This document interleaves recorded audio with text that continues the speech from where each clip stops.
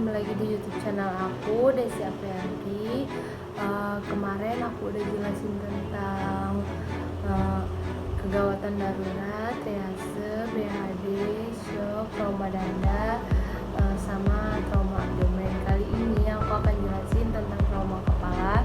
Sebelum kalian masuk ke YouTube channel aku, jangan lupa kalian like, comment, and subscribe karena itu penting.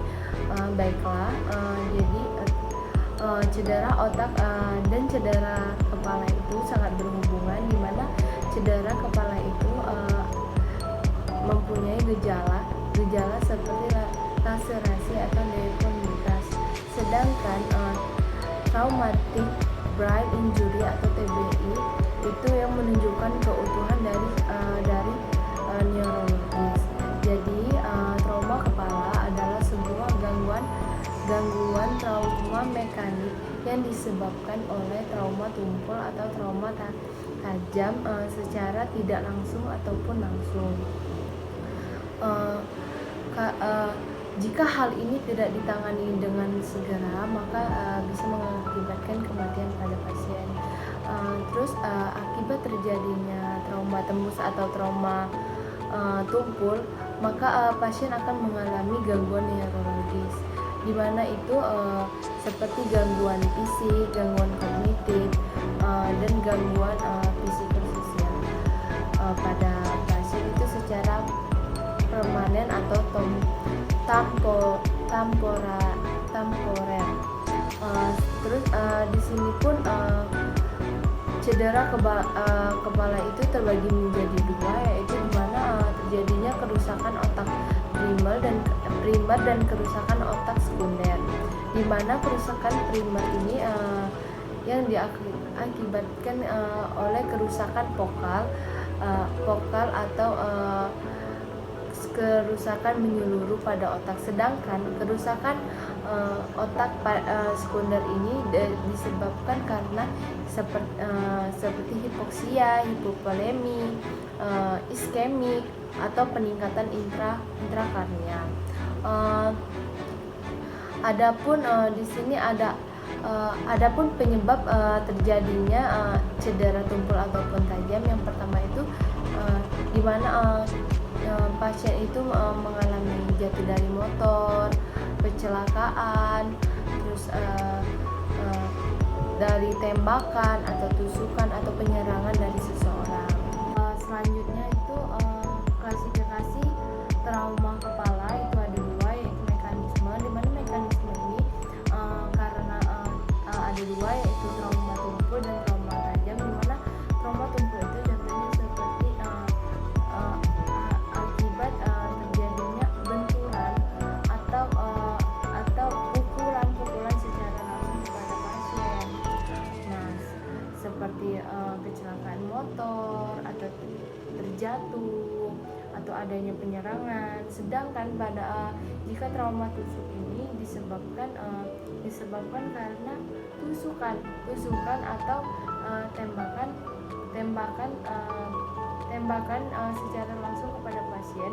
Itu tembakan itu ada pelurunya tembus ke lewat kepala.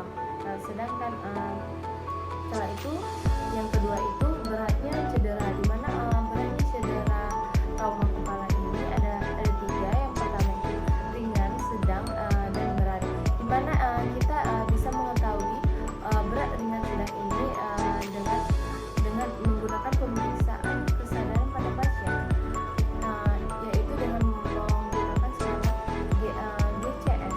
Nah, di mana jika pasien yang dikatakan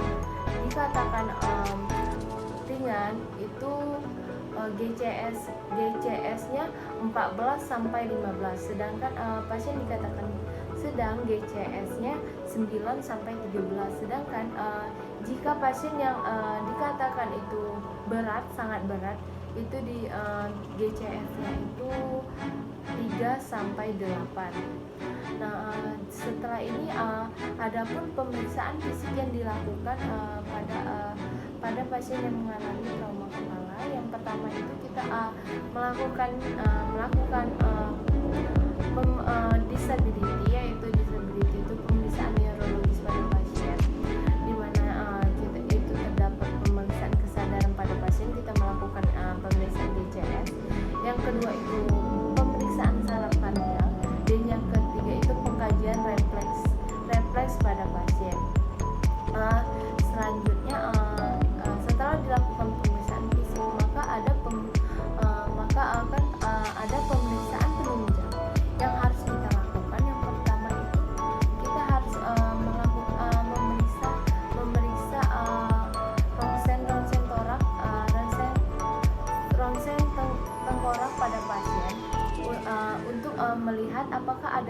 LAP, lateral atau Towner. Sedangkan yang kedua itu CT scan atau MRI. Di situ kita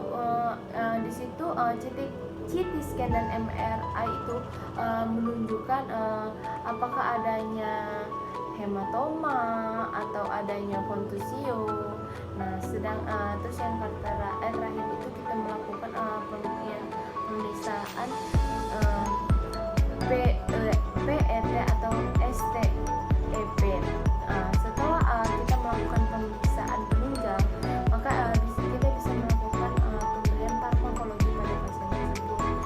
Di mana kita itu yang pertama itu kita beri pemberian mentol atau bisa disebut dengan diuretik. Yang kedua itu pemberian analgesik. Yang ketiga itu jika pasiennya risiko tinggi infeksi, maka kita akan memberikan antibiotik sesuai dengan indikasi. Setelah ini ada pun penata laksanaan yang kita lakukan pada pasien yang mengalami trauma kepala. Yang pertama itu ya kita akan melakukan ABCDEFGH, di mana itu yang pertama itu airway itu membuka jalan nafas pada pasien. Jika pasiennya mengalami